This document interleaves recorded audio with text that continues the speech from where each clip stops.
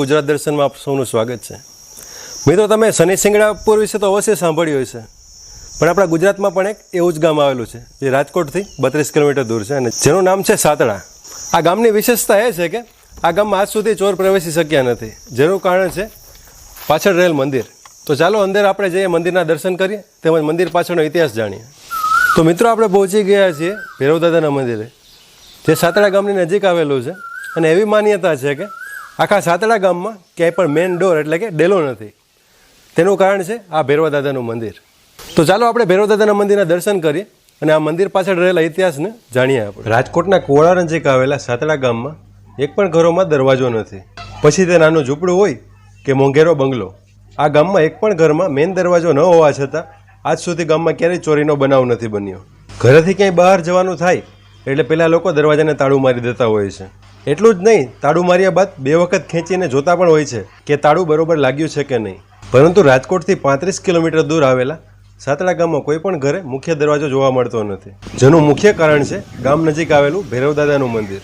ભૈરવદાદાની કૃપાથી ગામમાં તો ચોરી થતી નથી, પરંતુ ગામની આસપાસ રહેલ વાડી કે ખેતરમાં પણ ક્યારેય ચોરીનો બનાવ નથી બન્યો। તો આપણી સાથે સાતડા ગામના એક રહેવાસી જોડાઈ ગયા છે, જેમની સાથે આપણે ગામ વિશે થોડી વાતચીત કરીશું। દાદા, આપનું નામ? દાનાભાઈ। અને અહીંયા માન્યતા છે કે ભૈરવા દાદાની દયાથી આખા ગામમાં ક્યાંય ચોરી નથી થતી, એ વાત સાચી છે? અને આખા ગામમાં ક્યાંય પણ મેન દરવાજો એટલે કે ડેલો નથી? એટલે આખા ગામમાં નાનું મકાન એક મોટું મકાન હોય, કોઈ પણ જગ્યાએ ડેલો છે જ નહીં? અચ્છા, આવું કેટલા વર્ષથી ચાલ્યું આવે છે? એટલે મને શું, પણ મારા ગઈ ટાઈમ મરી ગયા એ નહીં નથી સાંભળતું એટલા વર્ષ તો ગામ. સારું, બહુ તો ભૈરવા દાદાની બહુ અતિ દયા કહેવાય ગામ ઉપર। ક્યારે એવું બન્યું ખરા કે ગામમાં ચોરી થઈ હોય કે એવું ક્યારેય આટલા ટાઈમ? ડેલો કરે થાય એવું છે? હા। તો એવી માન્યતા છે કે ગામમાં જેને ડેલો નથી ત્યાં કોઈ દી ચોરી નથી થઈ, અને જેને જેને ડેલા કર્યા છે એના ઘરમાં ચોરી થઈ છે। એટલે આ જ સૌથી મોટી ભૈરવા દાદાની આસ્થા છે કે આખા સાતડા ગામમાં તે પછી નાનું કાચું મકાન હોય કે લાખો રૂપિયાનો બંગલો હોય, આજ સુધી ક્યારેય ચોરી નથી થઈ। તો આપણે સાતડા ગામના એક ઘરની અંદર આવ્યા છીએ, જેના મકાન માલિક સાથે આપણે વાત કરીએ। અહીંયા તમારા ઘરની અંદર આ બધા કિંમતી સાધન છે, ટ્રેક્ટર છે, ગાડી છે, કે આ તમારી ખેતીવાડીનું કિંમતી અનાજ છે, આ બધું ખુલ્લું પડ્યું છે, તો ક્યારે તમને આ ચોરી થવાની કેવી કંઈ બીક નથી? ના, ચોરી થવાની બીક જરાય નહીં। આમાં ભૈરવા દાદાની કૃપા છે ને એના લીધેથી। અચ્છા, ક્યારે ગામમાં ચોરીનો બનાવ બન્યો એવું થયું ખરા આટલા ટાઈમ? ક્યારેય નથી બન્યો, ક્યારેય નહીં? સારું કહેવાય। બીજા આપણા ગામના વતની છે, દાદા તમારું નામ? ભાનુભાઈ।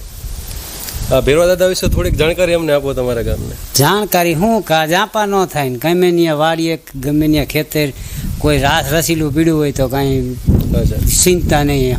એટલે કે ભૈરવા દાદાનું સત એટલું છે કે આ ટાઈમ આટલા ટાઈમે ગમે એવી કિંમતી વસ્તુ પડી હોય કોઈ ચોરી થઈ જ નહીં। સારું કે ભૈરવા દાદા સાતડા ગામની રક્ષા વર્ષોથી મચ્છો નદીના કિનારે આવેલા એક મંદિરથી કરી રહ્યા છે। ભૈરવ દાદાનું મંદિર ખૂબ જ મોટી જગ્યામાં પથરાયેલું છે। સાતડા ગામના લોકો ભૈરવ દાદા પર ખૂબ જ મોટી આસ્થા ધરાવે છે। કોરોના જેવી મહામારીમાં પણ ભૈરવ દાદાની કૃપાથી સાતડા ગામના એક પણ વ્યક્તિને કોરોના અડી શક્યો પણ ન હતો। ભૈરવ દાદાના મંદિરની નજીક જ મેડીમાનું મંદિર આવેલું છે, તેમજ મચ્છોમાં પણ અહીં બિરાજમાન છે। સાતડા ગામમાં 200 જેટલા મકાનો ખુલ્લા જોવા મળે છે।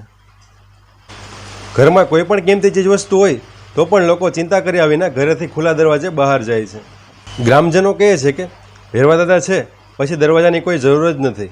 આ ગામમાં તો ચોરી થતી જ નથી, તે ઉપરાંત બહારથી ચોરી કરીને આવનાર પણ આ ગામમાં પ્રવેશી શકતો નથી। આજનો અમારો આ વિડીયો સારો લાગ્યો હોય તો જય ભૈરવ દાદા જરૂર લખજો, તેમજ આવી કોઈ જગ્યા આપની આજુબાજુમાં છે તો અમને કમેન્ટ કરીને જણાવો।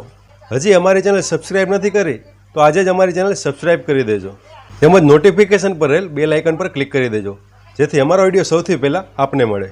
એકવાર ફરી મળીશું નવા વિડીયોની સાથે, ત્યાં સુધી જય ભૈરવ દાદા।